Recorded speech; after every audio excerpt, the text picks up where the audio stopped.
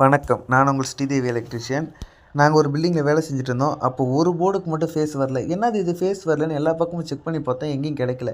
சரி அப்படின்ட்டு எக்ஸ்ட்ரா பால் சீலிங் பண்ணியிருந்தாங்க. பால் சீலிங்லாம் பிரிச்சுட்டு, அதாவது கம்பெனியை வெக்கேட் பண்ணிட்டு போயிட்டாங்க. புதுசாக கம்பெனி வைக்கிறவங்க இதெல்லாம் செக் பண்ணி வேறு லைட்லாம் மாட்டிட்டு இருந்தாங்க. அந்த இடத்துல ஃபேஸ் வரலையே அப்படின்னு சொல்லிட்டு எல்லா பக்கமும் செக் பண்ணோம், எங்கேயும் கிடைக்கல. சரின்ட்டு பால் சீலிங்காக எக்ஸ்ட்ரா விட்டுருந்த ஒயர்லாம் கட் பண்ணி ஒயர்லாம் மேலே சுருட்டி வச்சுட்டு இருந்தோம். அப்போ ஒரு ஃபேன் பாக்ஸில் மட்டும் ஃபேஸ் கட் பண்ணி அப்படியே தொங்கிட்டு இருந்தது. செப்பரேட்டாக தொங்கிட்டு இருந்தது. அதாவது டேப் பண்ணாமல் அப்படியே தொங்கிட்டு இருக்கு. இது மாதிரி எங்கேயும் ஒரு எலக்ட்ரிஷியன் வந்து பார்த்தாங்கன்னா, சரி ஓகே எங்கே ஃபேஸ் கட் ஆயிருக்குன்னு கண்டுபிடிச்சிருவாங்க. இதே இதை பற்றி தெரியாதவங்க கை வச்சுட்டாங்கன்னா என்ன ஆகுறது? அதுமாரி எங்கேயுமே ஃபேஸை கட் பண்ணி விட்டு போகாதீங்க. இது வந்து நாங்கள் யாரையும் குறை சொல்கிறதுக்காக சொல்லலை. ஏதாவது ஒரு அவேர்னஸ்க்காக தான் சொல்கிறேன்.